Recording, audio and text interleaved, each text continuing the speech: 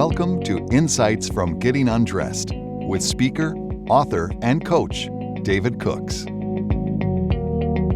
I'm David Cooks, and welcome to Insights from Getting Undressed, where we get to speak with readers from across the country and get their insights from my book, Getting Undressed from Paralysis to Purpose.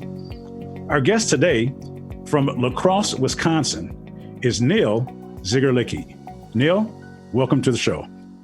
Thanks, David, for having me. Hey, before we get into your insights, why don't you give us some insights about you in terms of where you're from, what you do, those kind of things. Yeah, I live here in La Crosse, as you mentioned. I work for a plumbing supply company. They're throughout the Midwest called First Supply. I'm an internal audit manager, so really working on a lot of the operational and finance side. But growing up, I'm from Marshfield, Wisconsin, dead center of the state. And basketball player. I also played collegiate at Viterbo University here in La Crosse, and been here in La Crosse ever since. Wow. I remember you telling me a story, and I remember speaking in Marshfield I don't even know how long ago it was. And you said you were there. And so was that at a high school? Where was it? Yeah, I think it was end of the year, like all sports banquet. It would have been when I was a junior or senior in high school. I can't remember which year. So going back to 2006 or 7 is when that was. And I had heard about you, as coaching at Marquette in the state and pretty well known. And it was an honor just to have you come to our high school and give a speech. Well, I tell you what, it's nice that a young guy like you can't remember either, because I thought it was just me. So I think we're okay. All right. Are you ready to get going? I am. All right, here we go. From the book, Getting Undressed from Paralysis to Purpose, what is your favorite story and why is it your favorite story? I think my favorite story overall was when you were a part of the Duke program. That first year, you watched a good amount from the sidelines, and then that second year, you kind of hoped for a really good assistance role, and you were given a manager role. It just correlated to me in saying, hey, you're either going to be a part of something awesome, no matter what your role is, or you're not. You're just not going to be a part of it. That really hit home for me because that happened to me when I was at Viterbo University. I was working my way up. I was a junior in college, and I was coming off of a knee surgery. We had a young team, and I really thought that I was going to have a prominent role. Positioning myself to be a starter. And after the knee surgery, the knee just was never the same. I couldn't play that year.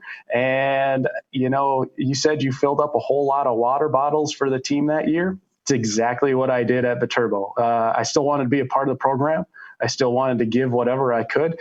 And that first year, it was more of a manager role. They called it an assistant role, but I filled a lot of water bottles that year when I really thought I should be on the floor playing, but I just couldn't. Great. Well, it looks like for you and for me, small beginnings lead to bigger things. And so it started off with water bottles for me, and then coaching and other things. And I mean, all of your accomplishments from there up to now are notable. So, everything does matter, even the smallest thing. Absolutely. Just going and being more on the coaching side that allowed me to coach, which is something that I always wanted to do. And that after a couple of years, I kept coaching at Viterbo University. I never played again. I only coached, and then I moved on to high school girls basketball and coached at La Crescent High School, which is in right across the river in Minnesota. And I coached there for 4 years. Wow, that's fantastic. I didn't know all that about you. That's nice. What are some of your key takeaways from reading the book? I think the key takeaway for me is there's so many obstacles that you're going to have in your life, and the mindset and the way that you, David, were able to just overcome. And you did that by having a positive outlook and a positive mindset on just not only getting over the obstacles, but seeing the opportunities.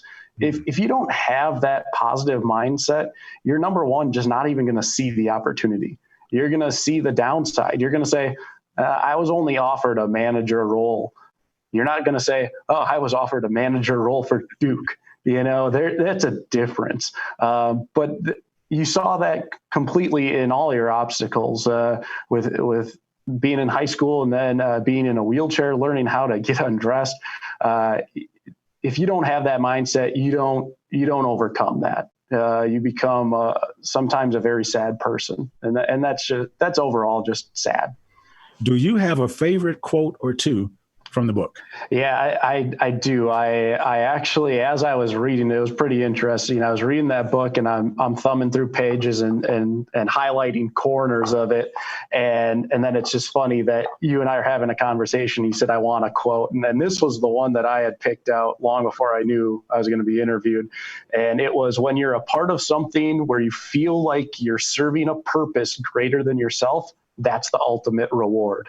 And I mean, in life, there are times that you are going to be a small granule of sand, but if you can make a difference and be a part of something that's so much greater than yourself, and give back to that, it's amazing. It's an amazing feeling. It's the best reward you can absolutely have in your life.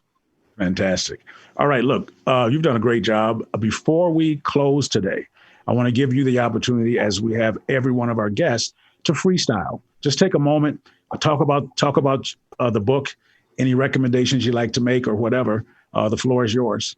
Absolutely. The book is an incredible read. It's uplifting. It's positive. It really shows the type of mindset and positivity and the openness to opportunity that you need to really go after things in life or overcome things in life. For me, being a Wisconsin person, it really it brings you right into the feel of Wisconsin basketball and growing up in Wisconsin.